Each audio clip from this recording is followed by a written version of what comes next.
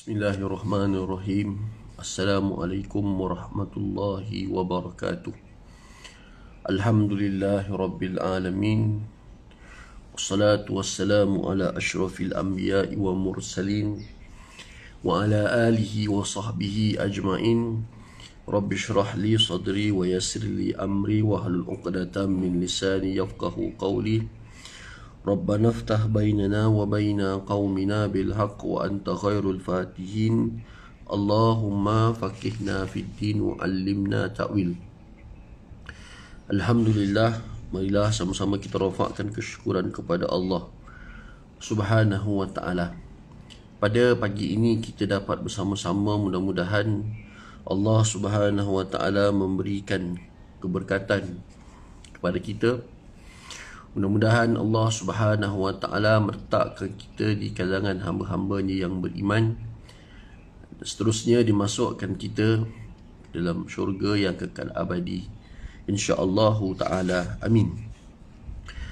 Pada minggu yang lalu telah kita menerangkan tentang bagaimana huraian ayat-ayat daripada surah An-Nur ayat 58 hingga 60, sebahagian daripadanya. Dan pada hari ini kita akan menyambung kembali, masih lagi pada ayat yang sama, pada muka surat 52. Muka surat 52. Baik, tajuk di bawah, pengecualian meminta izin. Firman Allah Subhanahu wa ta'ala, laisa alaikum wala alaihim junahun ba'dahun. Baik, jadi kita dah bincang tentang bagaimana anak-anak yang belum akil baligh dia disuruh untuk memohon keizinan daripada kedua ibu bapa apabila hendak memasuki bilik ibu bapa pada 3 waktu yang dikhususkan. Kemudian bagaimana pula orang yang sudah akil baligh apabila mereka hendak masuk ke bilik ibu bapa mereka, atau orang gaji yang nak masuk ke bilik majikan mereka, hendaklah meminta izin setiap waktu, 24 jam. Jadi itu berbeza. Dan kita tengok di sini ada pengecualian meminta izin. Baik.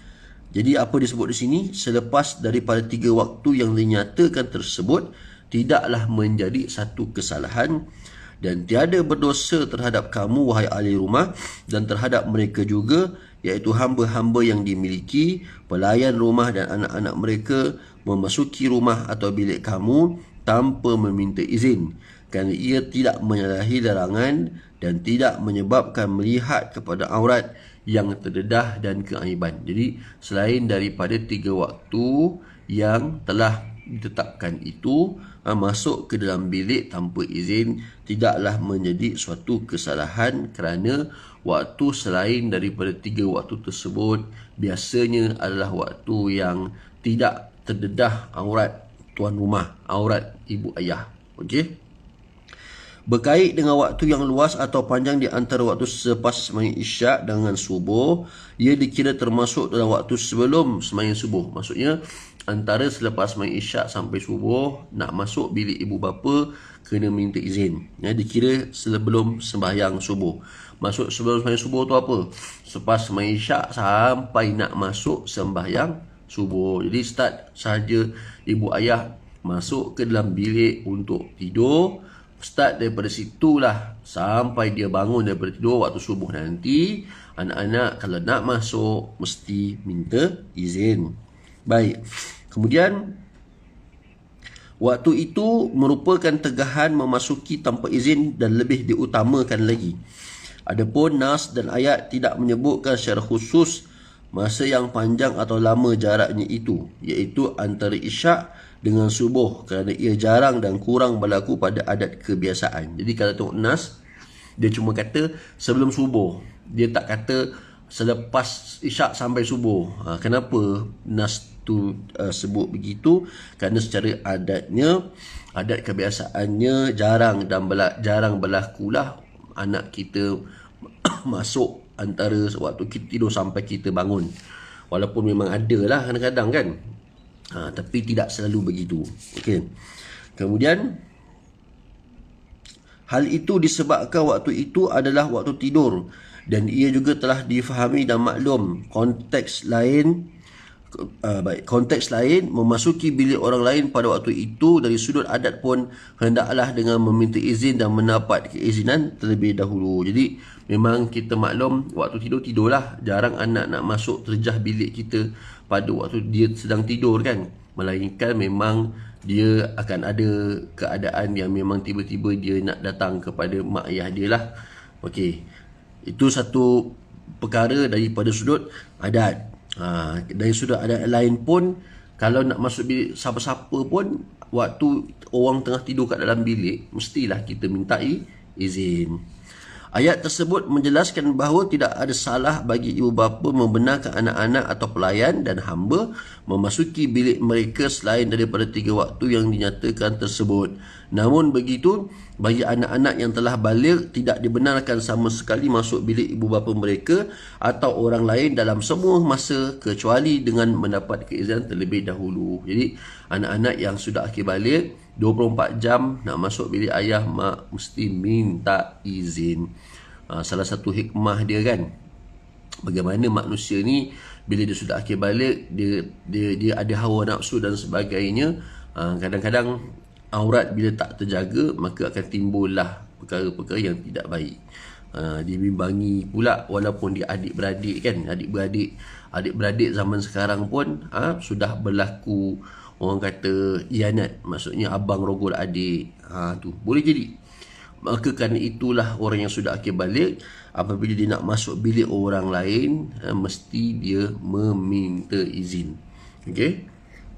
Sebab baik. Kemudian kamu saling perlu memerlukan hikmat tu, tawafuna alaikum ba'dukum ala ba'. Okey. Ia membawa makna antara kamu dan mereka saling beredar dan saling memerlukan, atau mereka itu keluar masuk terhadap kamu untuk memberi khidmat, seperti hamba perlukan tuannya dan tuan terhadap hambanya. Untuk itu ayat tersebut mengharuskan memasuki rumah atau bilik selain daripada 3 waktu tersebut tanpa meminta izin, kerana biasanya mereka itu dan kamu tidak mendedahkan aurat. Jadi kebiasaannya hamba, orang gaji kita ni, dia memang buat kerja lah sampai ke bilik kita, menyapu, mengemuk, contoh ambil baju kotor dan sebagainya. Jadi adat kat situ, adat di situ. Kenapa bagi seorang hamba itu, dia ataupun orang gaji, dia nak masuk bilik tuan dia tu, dia tak perlu minta izin selain daripada 3 waktu tadi, sebab dia buat kerja. Jadi, dan kebiasaannya pada waktu itu majikannya menutup aurat. Jadi tidaklah salah dia nak masuk ke dalam bilik untuk urusan kerja dia. Dia nak menyapu, nak mengup dan sebagainya. Okey. Ada sesetengah keadaan di mana tuan rumah dia tidak membenarkan orang gaji dia masuk ke bilik dia, dan tuan rumah mungkin para isteri lah akan membersihkan bilik mereka sendiri. Jadi orang gaji boleh masuk bilik-bilik anak, tak ada masalah, tapi bilik tuan rumah, bilik majikan, dia kemas sendiri. Contohnya ada begitu. Kan? Sebab memang kadang-kadang kita tidak percaya kepada orang gaji tu wujudlah hilang barang kemas, hilang dicuri dan sebagainya.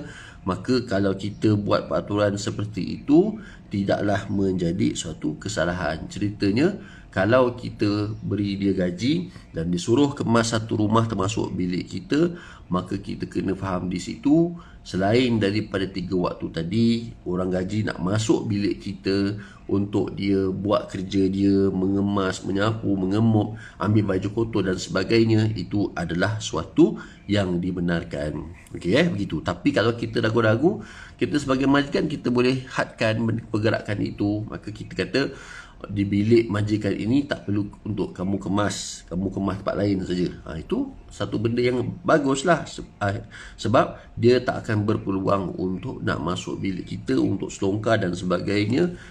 Ini makna kata kita lebih berhati-hati. Okey. Kemudian diberikan hukum pengecualian kerana mereka itu keluar masuk ke atas kamu dan memberi khidmat keperluan. Hal itu kerana kamu dan mereka saling memberi dan perlu perkhidmatan dan tidak terlepas daripadanya. Jadi orang yang majikan dia memberi khidmat kepada orang gaji daripada sudut apa? Membantu memberikan peluang pekerjaan dan membayar gaji. Sementara orang gaji dia memberi khidmat kepada tuan dia apa? Untuk membersihkan rumah, menyapu lantai, mengemuk, mungkin kena masak lagi, mungkin jaga anak, mungkin kata tuan rumah sakit, orang gaji siapkan makan hantar ke bilik. Itu contohlah tugas-tugas dia. Jadi saling memberi khidmat. Orang gaji beri khidmat kepada majikan dia, majikan itu juga memberi khidmat kepada orang gaji dengan membayar sejumlah wang perkhidmatan daripada servis dia di rumah itu. Jadi kan itu menunjukkan kepada kita bahawa orang gaji dia ada satu keistimewaan, iaitulah bila dia berkhidmat, dia boleh masuk ke dalam bilik tuan dia, majikan dia selain daripada 3 waktu yang tidak dibenarkan tadi. Atas alasan apa? Untuk urusan kerja dalam bilik itu. Okey. Diberikan hukum pengecualian. Okey. Jadi kita dah baca. Lantaran itu tidak menjadi dosa terhadap kamu dan mereka selain 3 waktu itu. Al-Faraq berkata ayat dan jumlah tersebut seolah-olah menyatakan mereka itu iaitu hamba milik kamu atau pelayan dan anak-anak kamu semuanya sentiasa beredar di sekeliling kamu. Kerana mereka itu khadam kamu, justru itu tidak mengapa mereka masuk terhadap kamu. Jadi mereka ni, orang gaji kita ni, contohnya dia beredar di sekeliling kita. Ikut macam mana pun dia tak boleh nak pergi sana, tak boleh nak pergi sini. Orang ni dikira sebagai orang yang beredar di sekeliling kita, duduk sama satu rumah dengan kita. Begitu keadaannya, duduk satu rumah dengan kita. Kemudian dia buat kerja untuk kita, untuk rumah kita. Itu dia berbeza orang yang datang luar ke rumah kita. Macam tu, tapi dia duduk sekali dengan kita. Itu dia. Kerana mereka itu khadam kamu, justru itu tak mengapa mereka masuk terhadap kamu. Jadi kan, itu orang gajilah. Sebab harus memasuki tanpa izin. Apa sebab boleh masuk tanpa izin? Adapun pengharusan dan sebab masuk tanpa izin, harus masuk tanpa izin ialah pertama, kerana mereka itu iaitu khadam atau hamba dan anak-anak kecil itu sentiasa keluar masuk di kalangan kamu untuk memberi khidmat. Jadi kenapa ada keharusan di situ? Sebab memang sifat dia setiap hari akan buat kerja, berkhidmat dan sebagainya. Jadi di situ berlakulah keharusan. Keharusan untuk masuk bilik daripada selain daripada 3 waktu tersebut tanpa izin. Sebab kalau contohnya kalaulah tiba-tiba kita kata dia tak boleh masuk bilik, contoh tuan rumah pergi overseas, mungkin tuan rumah pergi outstation, kan, jadi bilik tu majikan tu perlu dikemas, kan, jadi majikan pula outstation seminggu. Jadi macam mana nak kemas dalam keadaan majikan tu tak ada di rumah dia sendiri, nak masuk ke bilik dia, kan. Jadi mahu atau tidak, tuan rumah mesti nak bilik dia tu dikemas. Maka orang gaji pun masuk ke dalam bilik dia. Sebab apa? Dia pun tahu dia dibayar untuk membuat kerja-kerja yang telah diarahkan. Maka tuan rumah suruh dia kemas bilik, maka dia boleh masuklah kemas bilik, tak ada masalah, kan. Dan memang secara adatnya begitu. Walaupun tuan rumah itu tidak ada, majikan tidak ada pada ketika itu, dia difahami boleh masuk ke dalam bilik majikan untuk tujuan pembersihan, membersihkan rumah itu. Begitu. Jadi kerana itu kadang-kadang kerana itu apabila khidmatnya sudah dibayar, maka nak atau tidak dia kena buatlah. Jadi kalau tuan rumah tak memberikan keizinan ataupun tak beri langsung orang gaji dia masuk, maka macam mana dia nak pastikan bilik dia bersih? Satu. Kedua, dia akan rasa rugi sebab dia sudah mengeluarkan belanja untuk membayar orang gaji dia. Biasanya gitu. Jadi bila dia faham gitu, dia akan suruh masuk bilik tuan rumah, majikan dia sendiri, dan kemas bilik tersebut. Okey. Satu. Kedua, mereka itu keluar masuk untuk mendapatkan keperluan. Keperluan, keluar masuk dapat keperluan lah, makan, minum dan sebagainya. Orang gaji pun makan, minum kat rumah kita juga. Jadi dia masak sekali dengan dia. Mereka sentiasa bergaul dengan kamu dan kamu bertanggungjawab terhadap diri mereka. Bergaul maksudnya apa? Pergi mana-mana pun kita bawa orang gaji. Balik kampung bawa orang gaji. Bawa anak berjalan pun bawa orang gaji supaya boleh jaga anak. Jadi itu maksud dia. Jadi tuan rumah atau majikan adalah orang yang bertanggungjawab terhadap orang gaji dia sendiri.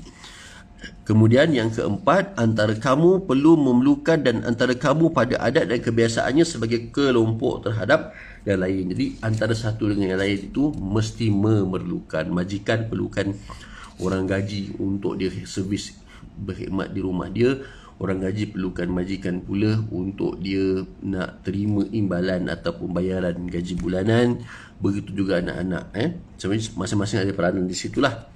Untuk itu dalam ayat tersebut Allah mengingatkan bahawa keluar masuk dan sebab pengharusan tak perlu minta izin selain 3 waktu tersebut, kerana untuk menolak daripada sebarang kesukaran dalam keluarga, namun ia tidak diberikan kepada orang luar dan orang lain selain ahli keluarga. Itu dia.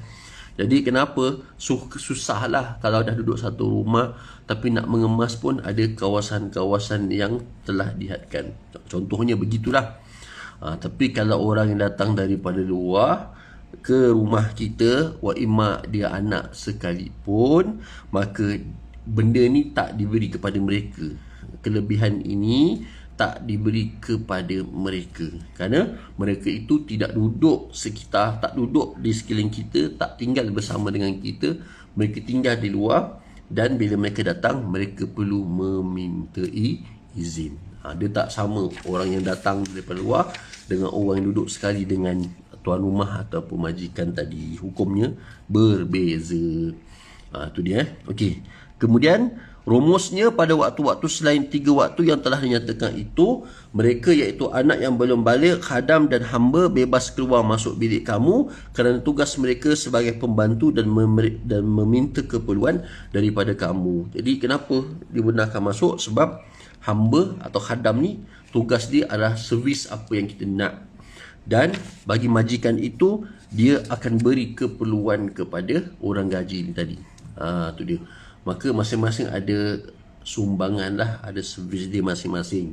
Yang ini bila dah ada tanggungjawab, maka ketika itu jadi begitu. Okey.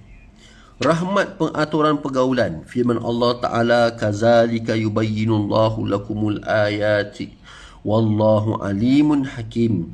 Begitulah penjelasan dan keterangan hukum yang dijelaskan kepada kamu. Khasnya berkaitan dengan hukum meminta izin yang diterangkan oleh Allah daripada ayat-ayat yang mengandungi keterangan hukum serta adab. Justru bersyukurlah kepada Allah dan memujinya.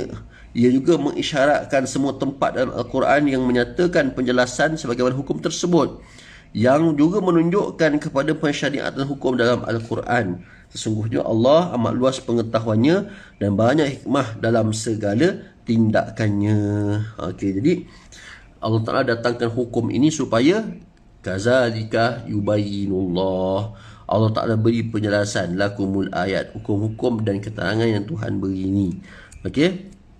Jadi bila jelas apa tujuan Allah Ta'ala, jelas yubayyinu, apa tujuan Allah Subhanahu Wa Ta'ala berikan penjelasan pada hukum tersebut, kerana ia adalah hukum yang melibatkan tentang kekeluargaan, di mana ia melibatkan maruah.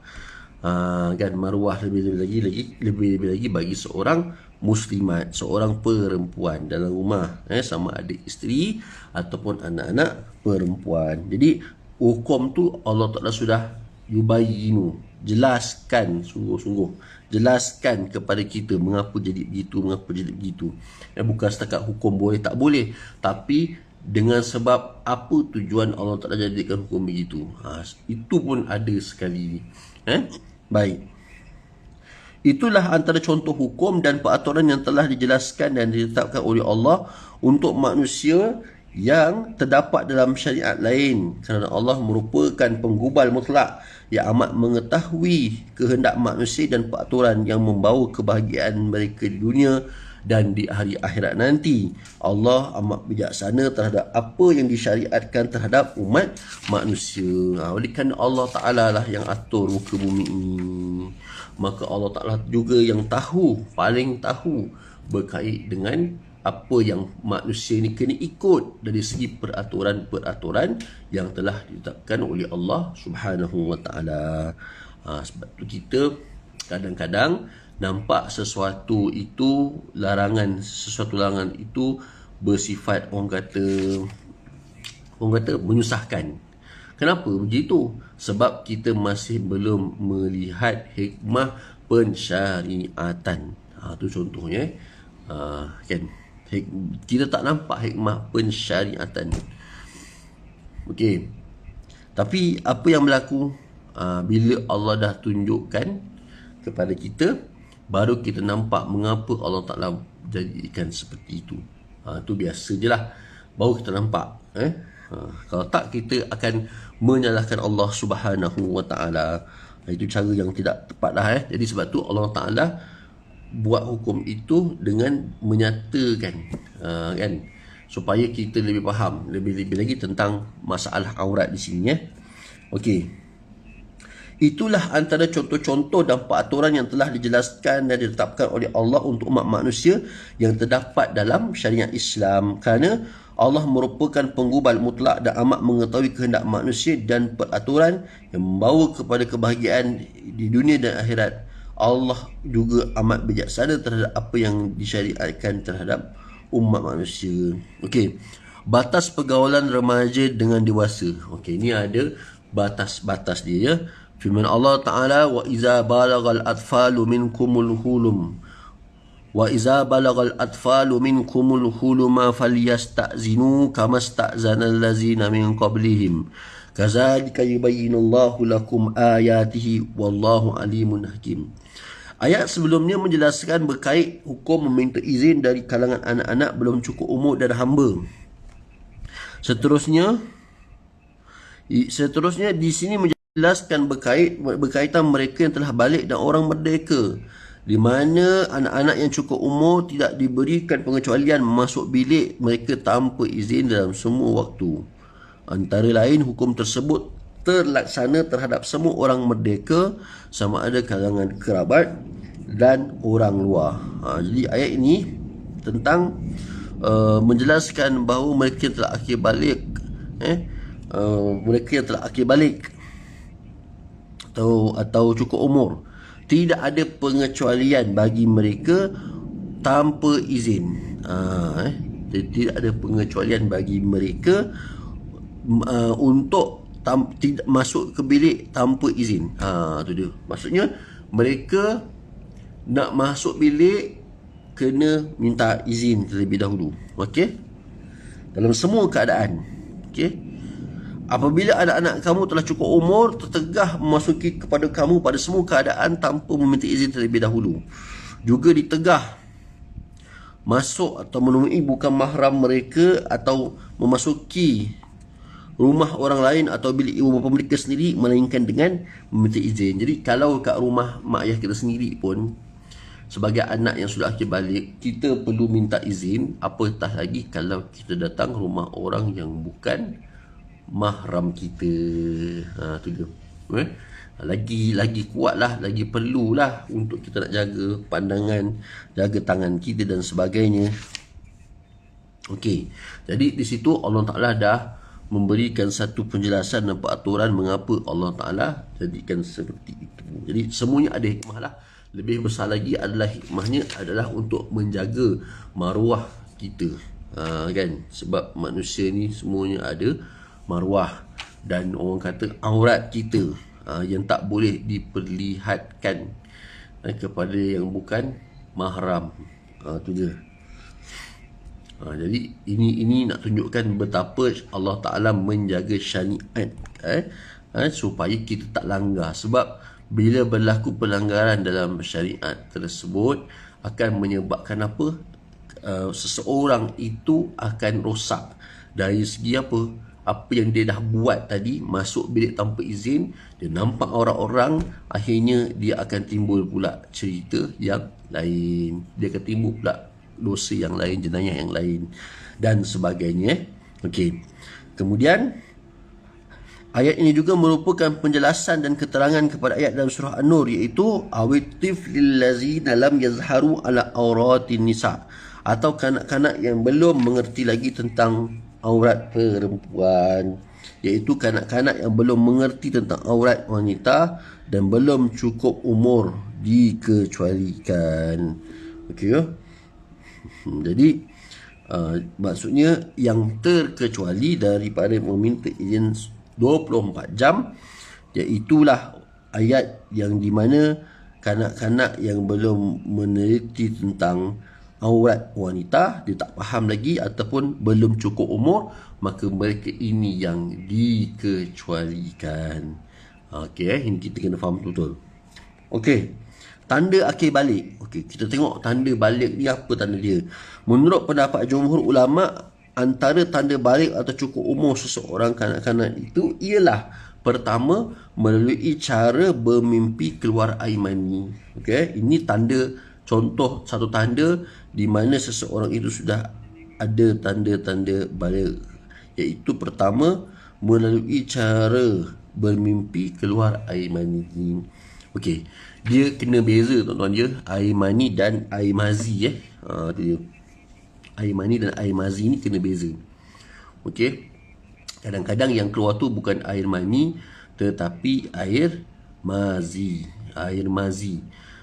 Jadi kena pandai beza warna, pandai beza dia punya dia punya cairan itu. Nak tahu air mazi ataupun air mani, itu kena mahir lah, dan kita kena belajar untuk bagi tahu anak-anak. Okey, satu. Kedua, mencapai umur 15 tahun. Maknanya kalau ikut umur 15 tahun. Sebenarnya ada juga yang mengasingkan, laki-laki 12 tahun, perempuan 9 tahun. Biasanya begitu. Ataupun terbalik. Betul lah. Ataupun perempuan 9 tahun, lelaki 12 tahun. Maknanya perempuan lebih dahulu untuk mereka jumpa akhir balik berbanding laki-laki. Biasa gitu. Okey. Ketiga, bagi seorang perempuan itu, antara tanda dia akhir balik juga apabila dia telah keluar air mani. Keluar darah haid. Okey, keluar darah haid. Jadi anak-anak kita yang nak membesar, masuk darjah 1 7 tahun, masuk darjah 2 8 tahun, mesti diajar dan diberitahu tentang keadaan apabila keluar darah haid ini. Kan? Dia tak faham, dia first time jadi wanita yang nak masuk ke alam dewasa dan dia tak tahu pun haid tu apa. Maka kita sebagai ibu bapa lah yang mesti mengajarkan anak-anak untuk memahami tentang haid tersebut. Dan ni pun kadang-kadang dalam bab haid ni pun orang dewasa pun ada yang masih tak selesai lagi kan. Kita masih banyak lagi persoalan. Tetapi asas kepada keluarnya darah haid itu mesti kita tahu supaya kita boleh sampaikan kepada anak perempuan kita. Paling tidak kena tak tunjuk, kena bagi tahu ni tak boleh, ini darah kotor dan sebagainya. Okey, kena perkenalkan awal-awal ni lah supaya dia tak terkejut bila keluar haid daripada diri dia sendiri. Tu dia.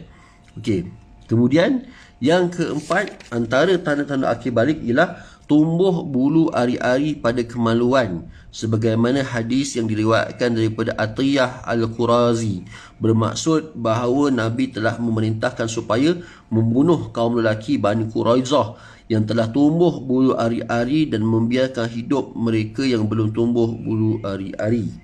Atiyah berkata lagi, mereka para sahabat melihat kepada kemaluanku dan ketika itu tidak ada bulu ari-ari, belum tumbuh. Lalu baginda Rasulullah SAW membiarkan daku. Hidup atau tidak dibunuhku. Hidup atau tidak dibunuh daku. Okey. Jadi nak ceritanya tumbuh ari-ari juga merupakan satu daripada sekian tanda akil balik ari-ari. Sebab tu bulu ari-ari itu disuruh untuk dipotong. Bulu tu dibersihkan bulu ari-ari itu setiap 40 hari setiap 40 hari. Maknanya dibuang bulu ari-ari itu untuk menjaga kebersihan. Okey. Baik. Kemudian namun begitu menurut Imam Abu Hanifah, tumbuh bulu ari-ari itu tak dikira sebagai tanda baligh atau cukup umur dengan berdasarkan zahir daripada ayat yang mula-mula wallazina lam yablughul huluma minkum. Di situ disebutkan bahawasanya kata Imam Abu Hanifah atau mazhab Hanafi, tumbuh bulu ari-ari itu tak dikira sebagai tanda baligh, tak dikira sebagai tanda balik. Itu satu pandangan lah, kan. Tapi pandangan lain juga membenarkan supaya bulu ari-ari tumbuh, maka itu tanda akil balik. Itu dia. Jadi kita kena faham tanda-tanda itu semua. Bila-bila lagi yang paling suka adalah bila keluarnya air mani itu perlu dibezakan. Okey. Kalau di zaman tak ingat zaman para sahabat, dia ada cara nak menentukan air itu air mani atau air itu air biasa, kan. Walaupun zaman sahabat itu masih lagi belum ada teknologi yang canggih macam hari ini, kan. Tapi zaman itu boleh nak menentukan, nak tahu macam mana ini air mani ke tidak. Sebab air mani lama-lama dia akan kering, kan. Tapi ada cara dia untuk membuktikan. Tadi saya ingat saya dulu zaman sahabat itu ada berlaku penzinaan, kan.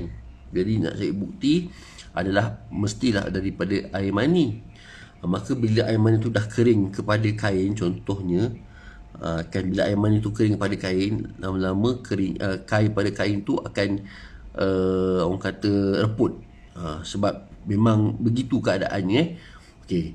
Jadi apa yang berlaku nak buktikan orang ni memang melakukan penzinaan. Macam mana cara dia? Air yang berada tumpuk pada kain dia itu, sahabat tadi ni telah, ataupun saya lupa, saya ingat zaman Sayyidina Ali, telah mengambil air yang apa nama, yang panas, ingat saya, air panas tu, dan dituangkan ke tempat bekas yang ada air mani tadi. Maknanya bila air mani itu nampak kena pada air panas tu, nampaklah dia punya secair itu dan disahkan sebagai air mani. Itu cara orang dulu buat, cara orang dulu buat dengan air panas. Sekarang ni kalau orang yang berzina umpamanya, dia boleh pergi buat rawatan di hospital kerana air mani itu boleh berada. Kalau air mani itu contoh dia kena rogol, air mani itu berada dalam faraj itu, dia boleh duduk di situ selama 72 jam. Jadi daripada start seorang wanita itu dia kena rogol, dia boleh report dan bawa diri dia terus ke hospital, dan dia akan boleh diambil bukti oleh doktor tadi. Kerana air mani itu boleh duduk di dalam kemaluan atau faraj itu selama 72 jam. Lebih daripada 24 jam lah, senang cerita. 72 jam maknanya ada masa untuk dia nak buktikan yang dia itu dirogol oleh seorang lelaki. Contoh zaman sahabat tu dalam bab air mani tu ada cara dia lah, macam mana nak tentukan tu air mani ke tidak. Okey, tapi zaman sekarang ni dah canggih dah. Ada teknologi yang boleh membuktikan itu air mani ke ataupun tidak. Okey. Kemudian adab pergaulan wanita yang lanjut usia. Wal qawaidu minan nisa'i allati la yarjuna nikaha. Ayat sebelumnya Allah menjelaskan berkait dengan menutup hijab atau menutup aurat bagi wanita muda. Di sini pula diterangkan berkaitan berhijab dan menutup aurat.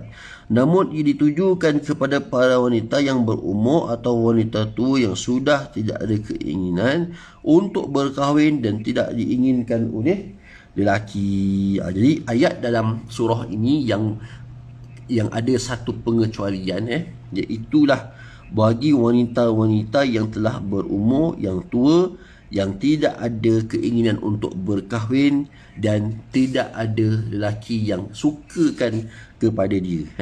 Okey, jadi bagaimana adab pergaulan dengan wanita yang berusia lanjut. Jadi di situ ada syarat dia. Wanita tua yang sudah tak ada keinginan nak berkahwin dan lelaki pun tak inginkan kepada mereka. Tu dia. Jadi jangan kita menjadikan ia sebagai satu hujah. Macam dulu kan orang boleh melacur sebab nak dapat nafkah kan, walaupun kita kata itu mungkin tindakan terakhir yang dia buat, kan.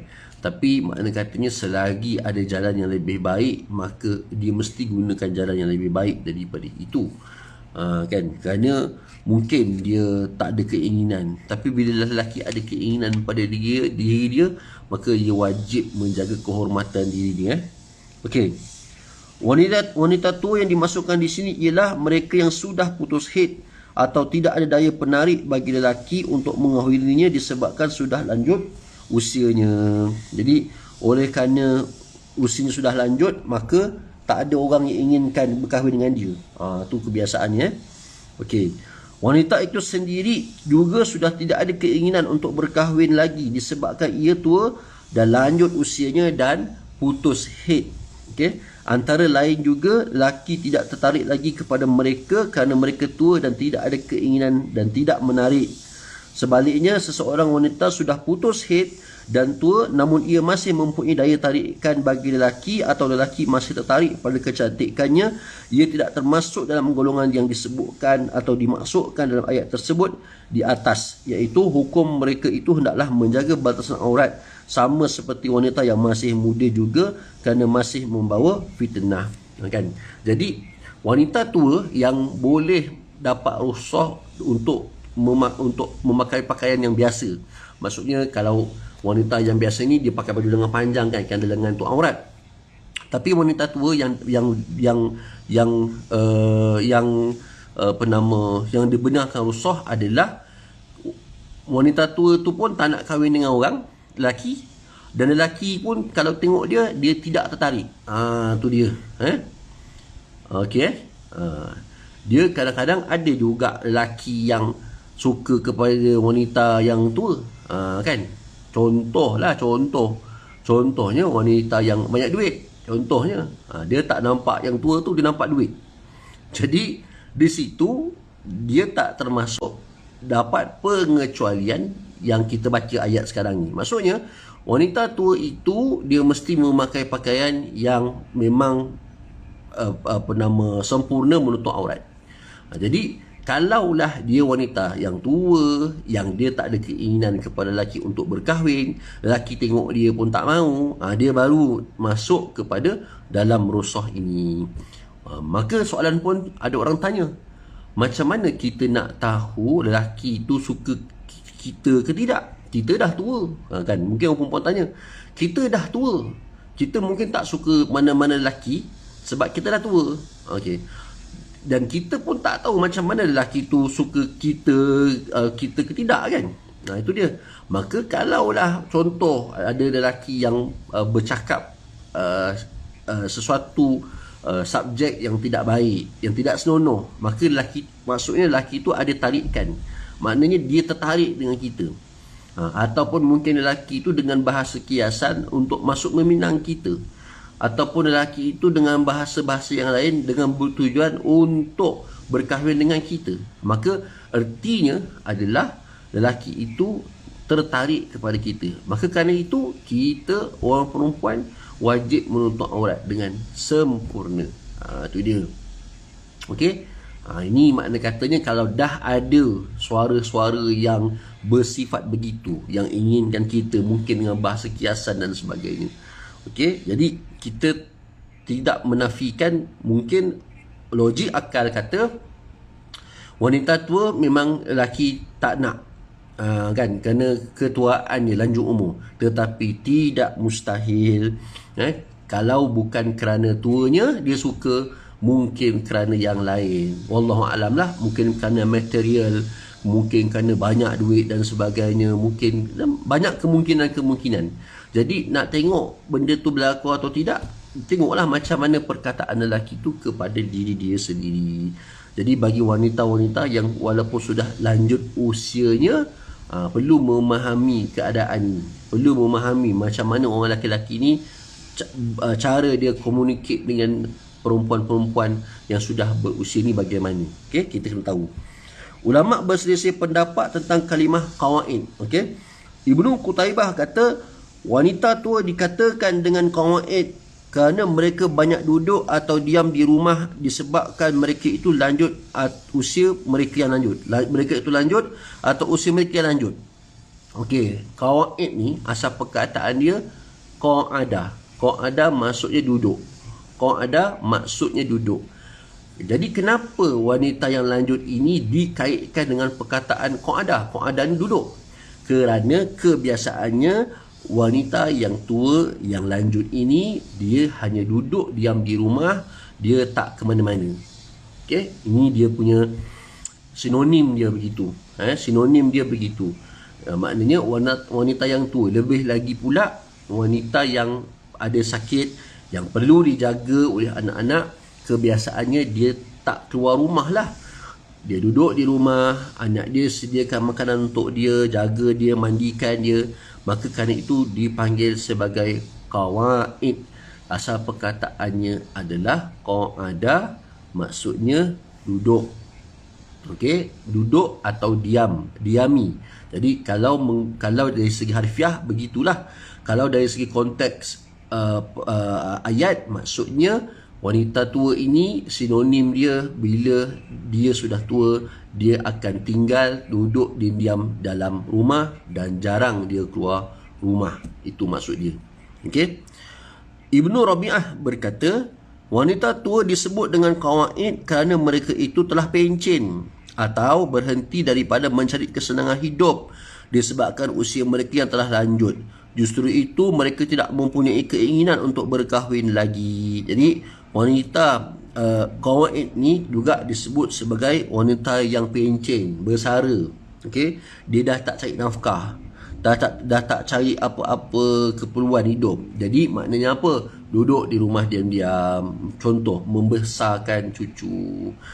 Dia tak buat apa dah, duduk kat rumah sahaja. Jadi dia juga boleh disebut sebagai al-qawaid. Okey. Justru itu mereka tidak mempunyai keinginan untuk berkahwin lagi, selaras dengan ayat allati la yarjuna nikaha. Okey.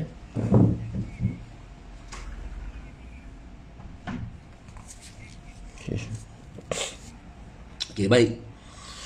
Ia ditujukan kepada para wanita yang telah putus haid dan tidak bersalin lagi disebabkan umur yang lanjut, dan juga yang mana mereka itu tidak berkeinginan untuk berkahwin lagi dan tidak diingini oleh lelaki untuk mengahwininya.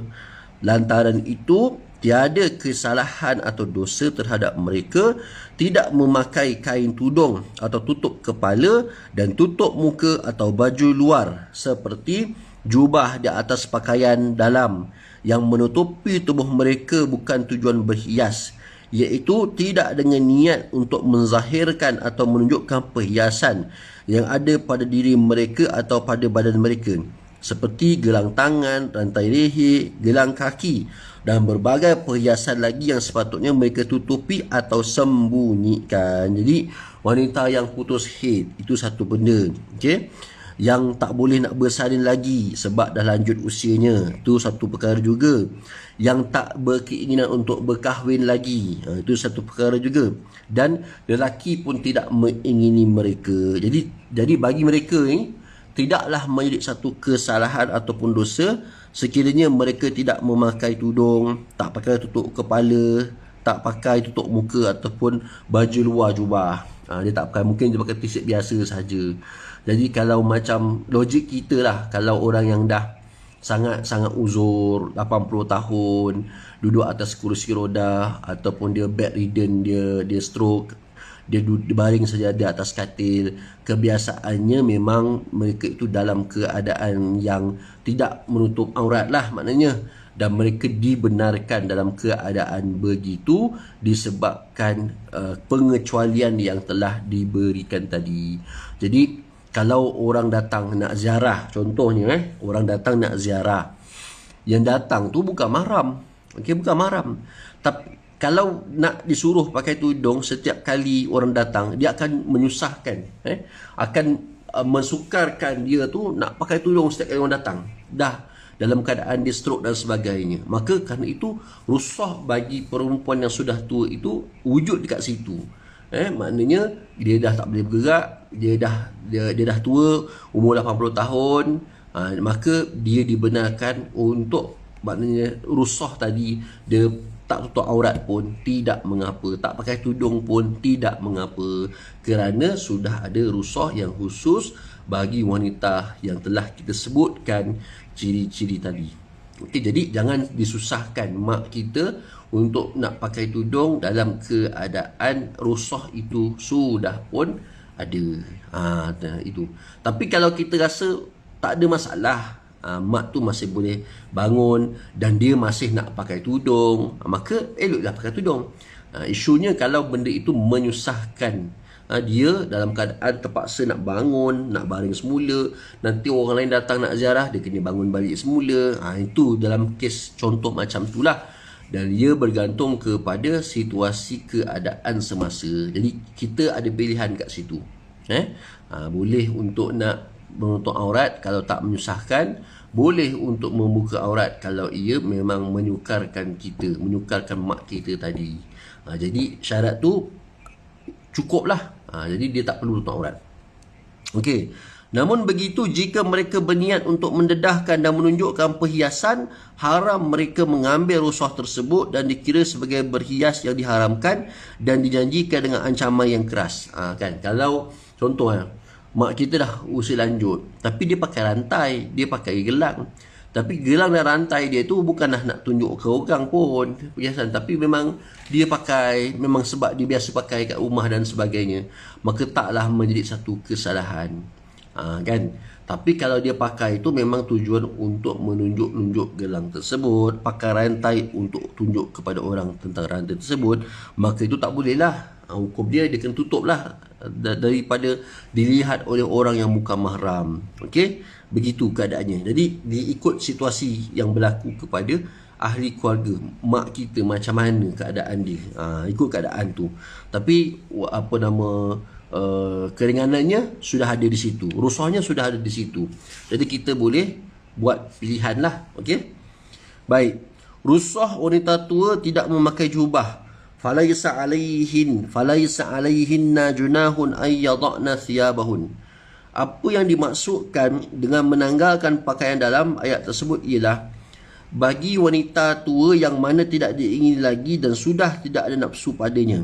Oleh itu, tiada dosa baginya menanggalkan pakaian luar di hadapan lelaki bukan mahram. Namun dengan syarat ia tidak berhias dan tidak bersolek dan tidak menampakkan perhiasan. Okey, itu syarat dia. Maknanya kalau di hadapan lelaki yang bukan mahram, dia cuma pakai t-shirt aja, t-shirt dengan pendek aja, maka tidaklah salah, kerana wanita yang telah lanjut usia masuk dalam yang dibenarkan tadi. Tak ada masalah pun kalau dia tak pakai jubah, dia cuma pakai t-shirt saja. Boleh. Dia pakai kain batik, kan? Boleh. Okey.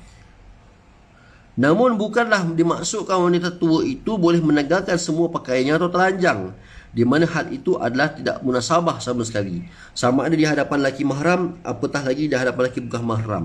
Antara lain apa yang dimaksudkan dengan menanggalkan pakaian dalam ayat tersebut bukannya menanggalkan semua pakaian yang menutup aurat atau pakaian dipakainya. Namun begitu, menanggalkan sebahagian daripada pakaian sahaja seperti jubah, iaitu pakaian luar yang mana jika ia ditanggalkan tidak menyebabkan nampak aurat.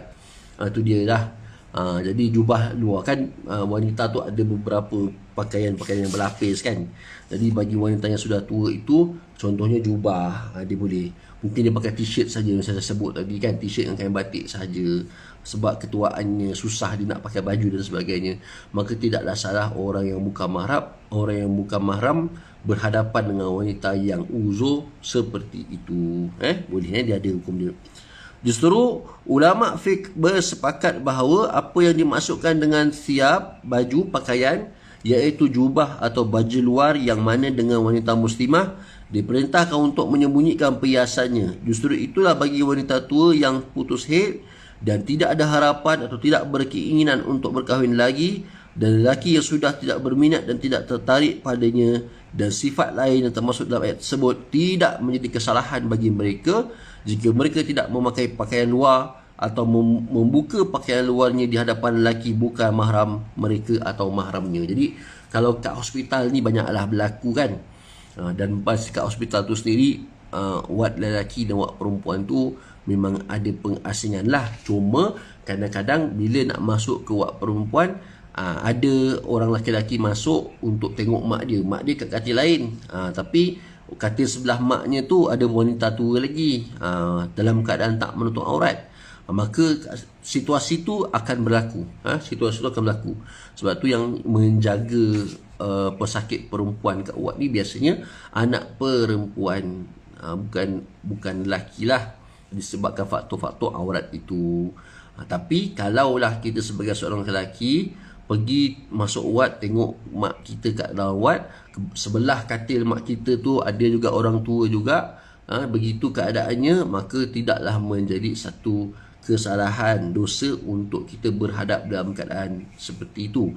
Apatah lagi kalau memang wad hospital memang tempat dikumpulkan pesakit.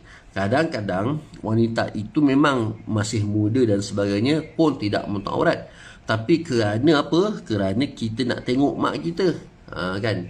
Kerana kita nak tengok mak kita. Dan kalau kita ada adik-beradik yang lain, bolehlah. Adik-beradik perempuan, bolehlah nak bagi barang dan sebagainya.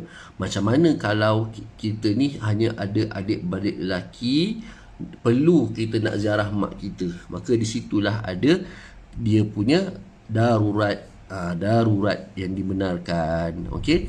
Jadi mungkin bukan semua pesakit perempuan dalam wad tersebut adalah orang tua, ada orang muda. Tapi kerana kita anak lelaki dan tak ada adik-adik perempuan, mau atau tidak kita nak tengok mak kita, maka kat situlah ada dia punya unsur darurat yang boleh kita masuk ke dalam wad perempuan. Tapi dalam keadaan kita mesti, orang lelaki tadi mesti makna kata selesai urusan, kena segera keluar daripada wad tersebut. Okay, ini ada hukum-hukum yang lain lah. Tapi hasil kebiasaannya kalau wanita-wanita tua yang masuk ke dalam wad, dia tidak menutup aurat lah, atau sekurang-kurangnya maknanya dia tak pakai tudung. Jadi tidak menjadi satu kesalahan. Okey. Baik. Kemudian mendedahkan perhiasan, ghaira mutabarijatin bizinah. Wanita yang telah putus haid dan tua serta tidak ada daya penarik itu boleh membuka pakaian luarnya dengan menjaga batasan atau tidak mendedahkan bahagian yang terdedah dengan perhiasan seperti leher, rambut dan betis. Okey. Apa yang dimaksudkan dalam ayat tersebut ialah wanita tua tersebut membuka atau tidak memakai pakaian luarnya bukan dengan niat atau bukan atas dasar memperlihatkan perhiasan dan kecantikan kepada lelaki bukan mahram mereka. Untuk itu, jika tidak ada fitnah dan mereka itu tua, harus membuka dan menunjukkan bahagian selain muka dan dua tapak tangan.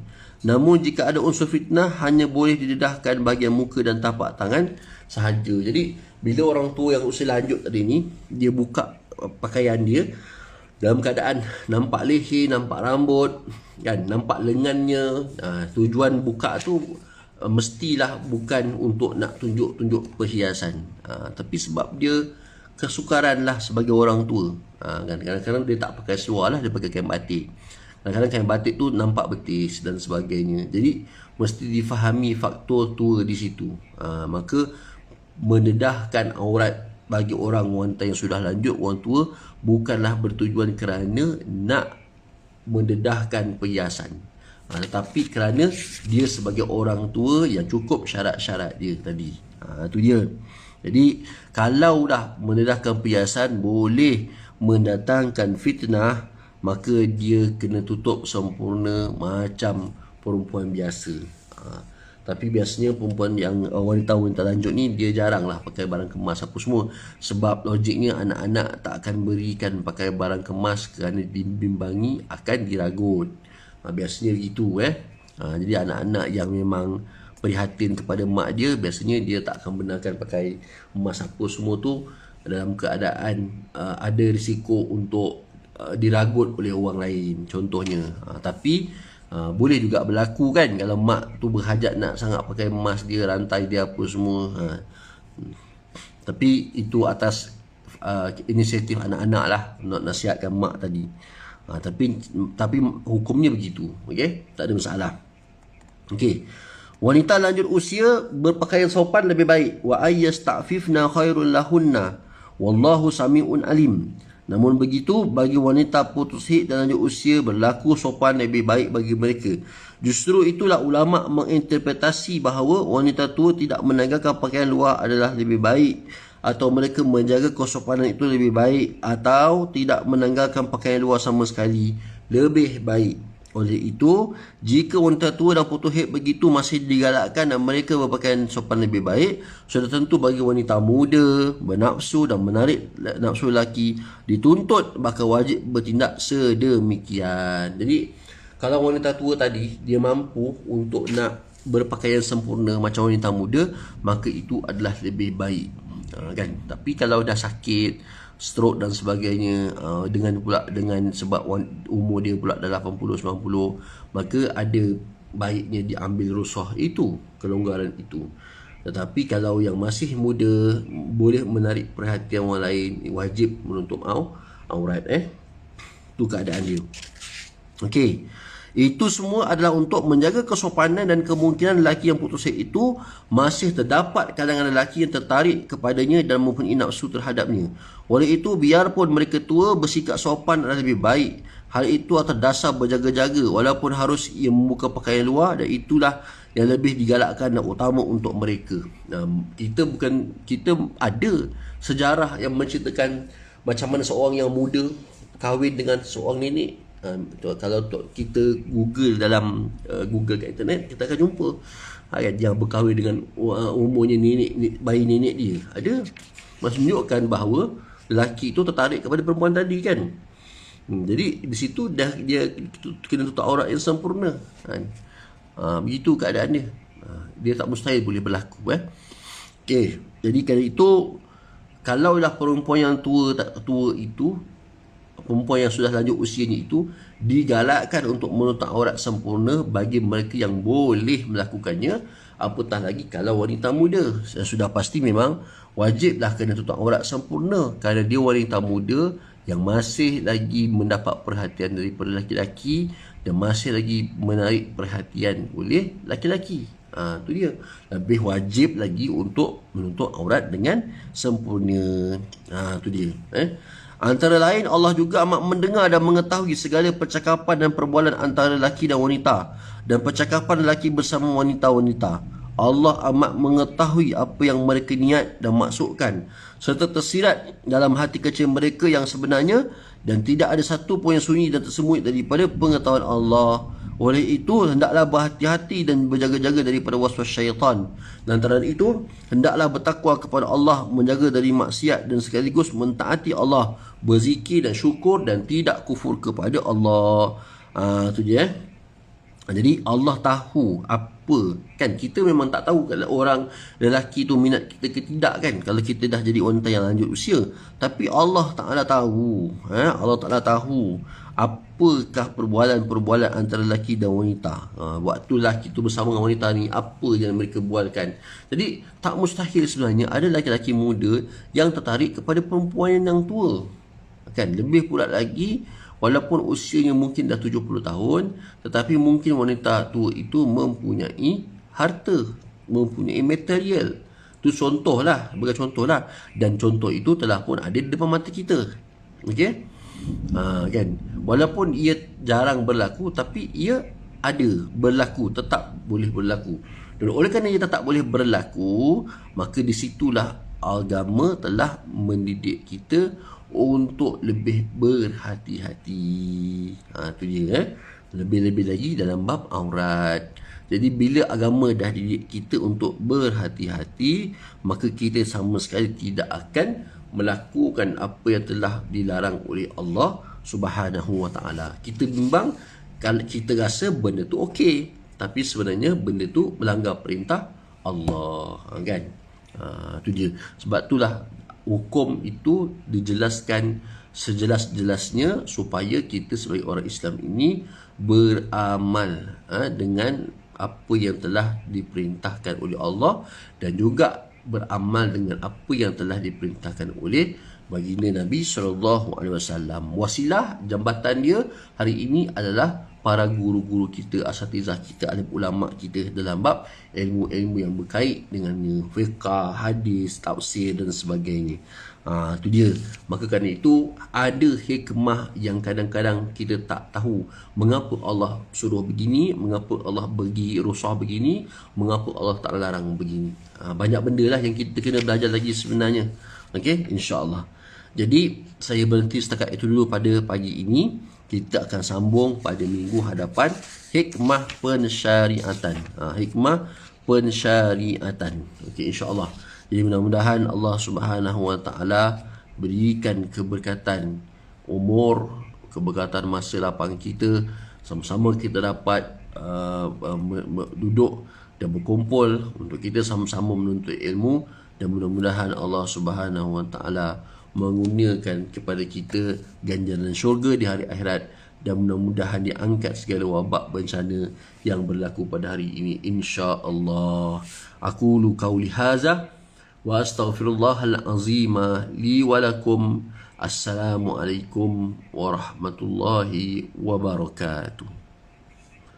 Sama-sama insya-Allah.